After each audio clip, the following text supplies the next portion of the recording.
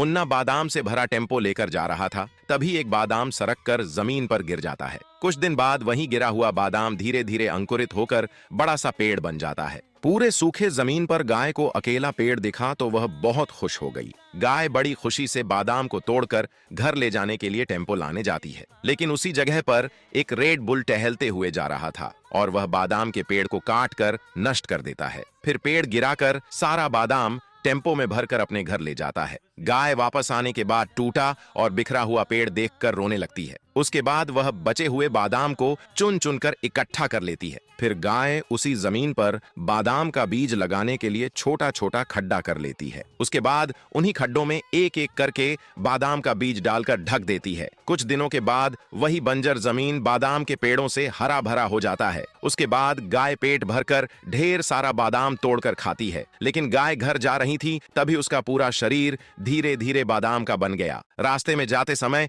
लोगों ने उसे देखा तो हैरान और परेशान हो गए। फिर शहर के लोग उसे नहीं पहचान पाते और मार मार कर वहां से भगा देते हैं। गाय जख्मी हालत में एक गांव में चली जाती है और वहां के लोग उसे देखकर डर जाते हैं। फिर गांव वाले मिलकर कोर्ट में गए और बादाम वाली गाय का सारा बात बताया। उसके बाद जज साहब ने गांव वालों से बोला, गाय को अपने पास रखो क्योंकि वो हमारी माता है। उसके बाद वे लोग गाय के लिए अलग घर बनाकर रहने के लिए जगह दिया। लेकिन एक दिन गांव में कमाल हुआ और गाय ने बिना रुके ढेर सारा बादाम देती रही, जिससे गांव वाले इतना अमीर हो गए कि वहीं छोटा सा गांव एक बड़ा शहर बन गया। उसके बाद गाय के गांव वालों ने यह बात बदमाश रेड बुल को बताया और बदमाश रेड बुल अगले दिन गांव वालों को डरा धमकाकर गाय को उठा लिया। फिर गाय से बोला, अगर तूने मेरे लिए ढेर सारा बादाम नहीं दिया तो तुझे समुद्र में फेंक दूंगा। अब गाय बोली, Hello everyone, like, subscribe and comment for more.